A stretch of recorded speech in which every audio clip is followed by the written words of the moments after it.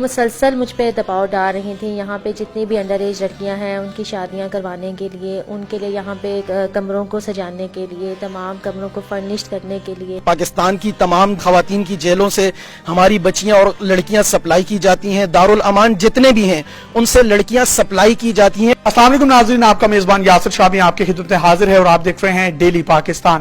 یہ ہیں وہ میڈم جن کا نام ہے افشاں لطیف. اس کو میں پاکستان کی بیٹی کہوں گا, جس نے اپنی نوکری کی پرواہ کیے بغیر, جس نے نتائج کی پرواہ کیے بغیر وہ تمام بڑا مافیا جو کہ وزراء کی صورت میں, ڈی جیز کی صورت میں یا بیت المال میں موجود وہ تمام لوگ جو مساکین اور یتیم بچیاں اس ادارے میں رہتی ہیں, جن کو سر چھپانے کے لیے, جن کو اپنی عزتیں بچانے کے لیے در بدر کی ٹھوکریں نہیں کھانا پڑتی اور وہ بیت المال کا حصہ بن جاتی ہیں. یہ ان کی نگہداشت کرتی تھی, ماں کی طرح ان لوگوں کو ٹریٹ کرتی تھی. جبکہ اجمل چیمہ صاحب جو کہ پی ٹی آئی کے وزیر رہے, بیت المال کے, سوشل ویلفیئر کے, انہوں نے ان کو زبردستی زد و کوب کیا اور ان سے یہ مطالبہ کیا کہ کاشانہ ویلفیئر ہوم, جس کی یہ سپرنٹینڈنٹ ہیں, جہاں پر موجود وہ تمام کم عمر بچیاں جنہیں انڈر ایج لڑکیاں بھی کہا جاتا ہے, ان تمام کی شادیاں کروائی جائیں گی اور بیت المال کے اسی ویلفیئر ہوم کے اندر ان کے لیے ڈیکوریشن کی جائے گی اور ان کے ہونے والے جو ہسبینڈز ہوں گے وہ بھی ان کے ساتھ یہیں پر رات گزاریں گے. اور وہ تمام تر معاملات جو ہیں وہ کس کی ایما پر کیے گئے. اس کے بعد جب انہوں نے اس سے متعلق اپنی سیکرٹری کو تحریری طور پر اور اورلی آگاہ کیا, پہلی درخواست انہوں نے وزیر اعلیٰ پنجاب عثمان بزدار صاحب کو دی, جس کا کوئی بھی ریبرٹل نہیں آیا, جس کا کوئی بھی رسپانس نہیں آیا. تو اس کے بعد انہوں نے ایک اور درخواست جو ہے چیئرمین اور وزیر اعلیٰ معائنہ ٹیم پنجاب کو دی, اور جس میں آپ باقاعدہ طور پر واضح طور پر دیکھ سکتے ہیں کہ ندیم وڑائچ باوقت 11:30 بجے ادارے میں زبردستی گھس آیا اور بلا اجازت بچیوں کے رہائشی کمروں, بیت الخلاء, لانڈری اور ادارے میں دن دنانا شروع کر دیا. ندیم وڑائچ نے 3 گھنٹے تک ادارے کو یرغمال بنائے رکھا, میرے ساتھ جارحانہ اور ہتک امیز رویہ بھی اختیار کیا. اور یہ تمام تر جو اپلیکیشن ہے آپ اپنی آنکھوں سے سکرین پر دیکھ سکتے ہیں, اس کا بھی کسی قسم کا کوئی ریبرٹل نہیں آیا. تو 16 اگست کو یعنی 9 اگست کو انہوں نے اپلیکیشن دی اور 16 اگست کو جو ہے یہ ان کو ادارے میں سے ٹرمینیٹ کرنے کا جو ہے ایک حکم نامہ تحریری فارم میں جاری ہو گیا, جہاں پر انہوں نے خود درخواست دی ان لوگوں کے خلاف. انہی کے ایما پر یا سی ایم آئی ٹی کے کہنے پر ان کو نوکری سے نکال دیا گیا. نوکری سے برخاست کیے جانے کے بعد جب انہوں نے میڈیا پر آ کر فراخ دلی کا اور دلیر مندانہ فیصلہ کیا کہ میں اب سب حقیقت بتاؤں گی, تو آج ان کو ایک اور لیٹر مل گیا ہے جس میں یہ بیت المال کا یہ جو کاشانہ ویلفیئر ہوم ٹاؤن شپ ہے اس کے ساتھ ہی ان لوگوں کو رہائش ملی ہوتی ہے, جہاں پر یہ اپنی بچیوں اور اپنے ہسبینڈ کے ساتھ رہتی ہیں. اور یہ باقاعدہ طور پر ان کو یہ کہا گیا ہے کہ آج کے اندر جو ہے اپنا جو ہے یہ گھر خالی کر دیں اور یہاں سے چلی جائیں. جب اس چیز سے بھی ان کا دل نہیں بھرا تو کل پولیس اہلکار ان کے گھر آئے, کیونکہ کل ہی یہ معاملہ جو ہے میڈیا پر آیا. پولیس اہلکاروں نے ان کا موبائل فون توڑ دیا, ان کے ساتھ بدتمیزی کی اور ان میں ایک بھی لیڈی کانسٹیبل موجود نہیں تھی. یہ تھانہ ٹاؤن شپ لگتا ہے اور یہ کس کے کہنے پر کیا ہوگا, یہ کس کے کہنے پر ساری کارروائی کی. ریاست مدینہ کی عمران خان صاحب بات کرتے ہیں, جہاں پر میرٹ کی دھجیاں اڑتے ہوئے آپ سن سکتے ہیں, دیکھ سکتے ہیں, لیکن آپ اس پر بول نہیں سکتے. میں آپ کو خراج تحسین پیش کرتا ہوں کہ آپ نے بولنے کا جو ہے اور ایک بولڈ سٹیپ لینے کا جو ہے وہ ارادہ کیا. مجھے بتائیے گا کہ کون کون سے منسٹر جو ہیں وہ یہاں پر آتے تھے اور آپ سے مطالبہ کرتے تھے کہ انڈر ایج بچیوں کی شادیاں کروائی جائیں یا ان بچیوں کو زبردستی جو ہے ان تک پہنچایا جائے. اجمل چیمہ اس ٹائم ہمارے منسٹر تھے سوشل ویلفیئر کے, جب میں نے یہ کمپلین فارورڈ کی تھی. میرے کمپلین کرنے کے بعد یہ ادارے میں آئے, انہوں نے میری کرسی پہ بیٹھ کے آ کے مجھے ڈرایا دھمکایا. اجمل چیمہ وزیر تھے پی ٹی آئی کے؟ جی بالکل. میری کرسی پہ بیٹھ گئے آ کے, مجھے ڈرایا دھمکایا, میرے سٹاف کو ڈرایا دھمکایا. میری اجازت کے بعد بچیوں کے رہائشی کمروں میں گئے, جہاں پہ کسی بھی آدمی کو بلا اجازت جانے کی اجازت نہیں ہے, میری اپروول کے بغیر, کوئی ریزن بتائے بغیر. مجھے میرے دفتر میں بٹھا ان کا مقصد کیا تھا ان بچیوں کے کمروں میں جانے کا؟ مجھے انہوں نے کوئی بات نہیں بتائی وہ کیوں جا رہے ہیں ان کے کمروں میں. میں نے ان سے کوئی ایسی بات, ظاہر آپ ان سے ملی بھی, کوئی انٹینشنز غلط تھیں آپ کو محسوس ہوا؟ بالکل ان کا رویہ بہت جارحانہ تھا, بہت زیادہ توہین آمیز تھا رویہ. آپ کو یہ کون کہتا تھا کہ بچیوں کی جو شادیاں, جو انڈر ایج بچیاں 15 سال کی, 14 سال کی, 13 سال کی, ان کی شادیوں کے لیے روم ڈیکوریٹ کروائے جائیں اسی ویلفیئر ہوم کے, کون کہتا تھا آپ کو؟ ہمارے ڈپارٹمنٹ کی ڈائریکٹر جنرل تھی افشاں کرن امتیاز, جو مسلسل مجھ پہ دباؤ ڈال رہی تھیں. یہاں پہ جتنی بھی انڈر ایج لڑکیاں ہیں ان کی شادیاں کروانے کے لیے, ان کے لیے یہاں پہ کمروں کو سجانے کے لیے, تمام کمروں کو فرنش کرنے کے لیے. نہیں, ان کے اپنے گھروں میں مائیں بہنیں بچیاں نہیں ہیں؟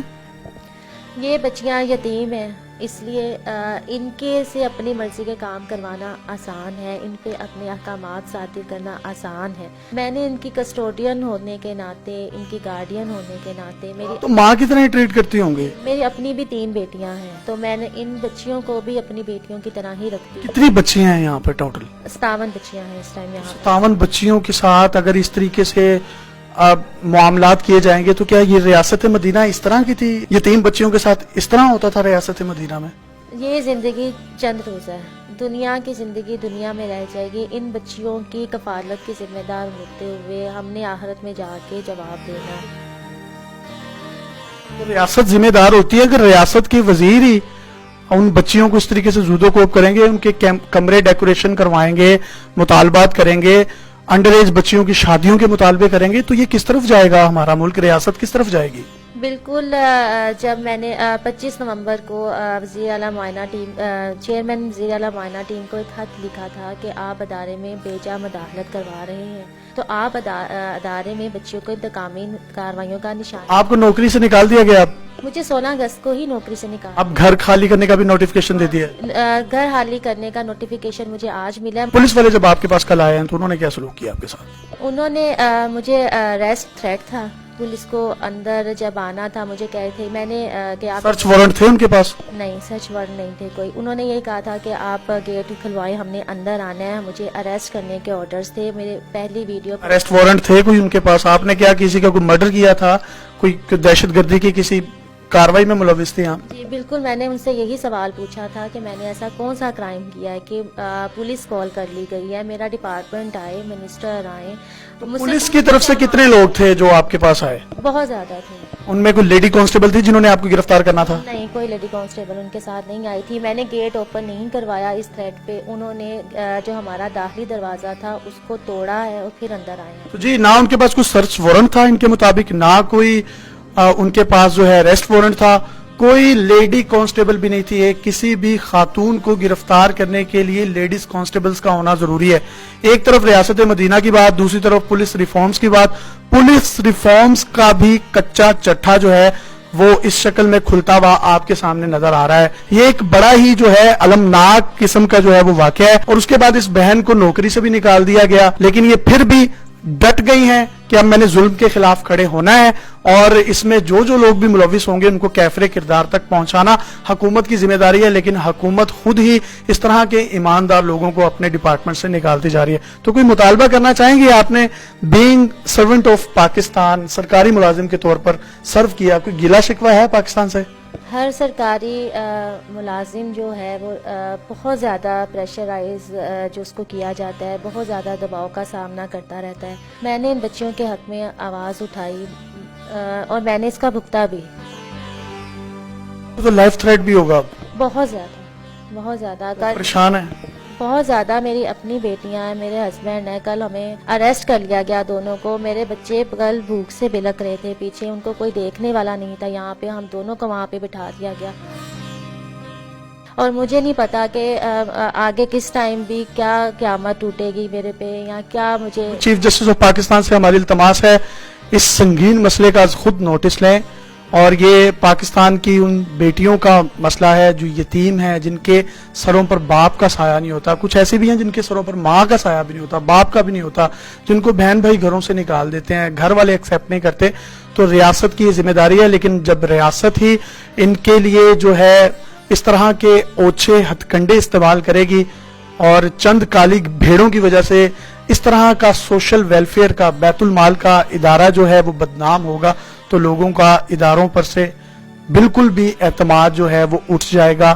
اور اس کے ساتھ ساتھ وہ تمام سرکاری ملازمین جو انہوں نے بتایا کہ پریشر میں کام کرتے ہیں, और डरते हैं, अपनी आवाज बुलंद नहीं करते। हमारी उनसे भी इल्तमास है कि पाकिस्तान है तो हम आप हैं, पाकिस्तान के लिए आवाज बुलंद कीजिए। ये नौकरियां आने जाने वाली चीज है। मैम आपको हम सल्यूट करते हैं, अल्लाह ताला आपको इज्जत दे और अपने हिफ्ज़ व ईमान में रखे। मैम अफशान लतीफ का तो आपने मौकिफ सुना, ये इन्होंने एक बड़ा ताला लगाकर इसको जो है वो बंद किया हुआ है, जबकि दूसरी तरफ ये जो दरवाजा है इसको अंदर से इन्होंने कुंडी लगा दी है और अब हम इसको खोलने की भी कोशिश कर रहे हैं, इसको ये खोल भी नहीं रहे। हम अंदर जाकर बच्चियों का जो है वो 58 बच्चियां जो अंदर जेरे किफालत हैं रियासत की, हम उनसे ये पूछते कि जो मैडम कह रही हैं वैसा है या नहीं। अगर वो वैसा नहीं है तो ये बच्चियों से हमें मिलने दें और बच्चियां जो हैं वो अपना मौकिफ दें।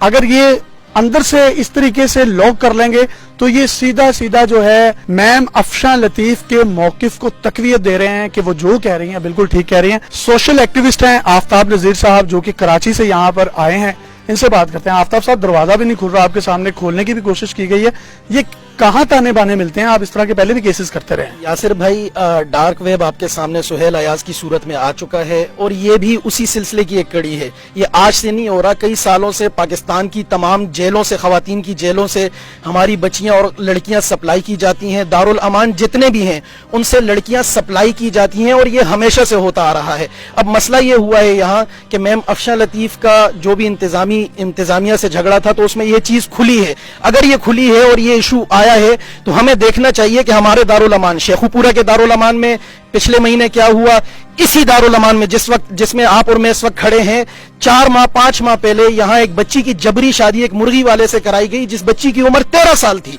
तो यहाँ ऑन रिकॉर्ड है जी, ऑन रिकॉर्ड है। ये होता आया है।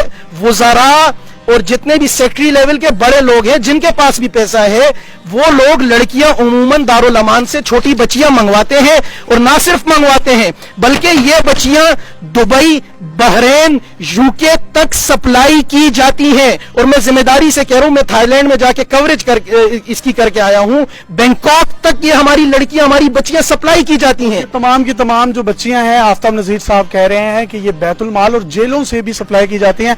अब ये किस तरफ ये मामला जाएगा? चीफ जस्टिस ऑफ पाकिस्तान से मैं फिर से रिक्वेस्ट करता हूं इस मामले का खुद नोटिस लें और हमारी जो इस्मतें हैं, हमारी जो इज्जतें हैं, उनको बचाने की आखिरी उम्मीद की किरण आप ही हैं। दरवाजा खोलने की फिर कोशिश की जा रही है लेकिन ये दरवाजा नहीं खोल रहे, अंदर से जो है लॉक लगा लिया है और ये इस बात को तकवीत दे रहा है कि जो बात अफशान लतीफ साहिबा कह रही हैं, जिनको नौकरी से भी बर्खास्त कर दिया गया है और आज यहां से निकालने का भी हुक्मनामा जो है वो जारी कर दिया गया है रिटन फॉर्म में, वो बिल्कुल ठीक है। अपने मेजबान को इजाजत दीजिए और देखते रहिए डेली पाकिस्तान। अल्लाह हाफिज।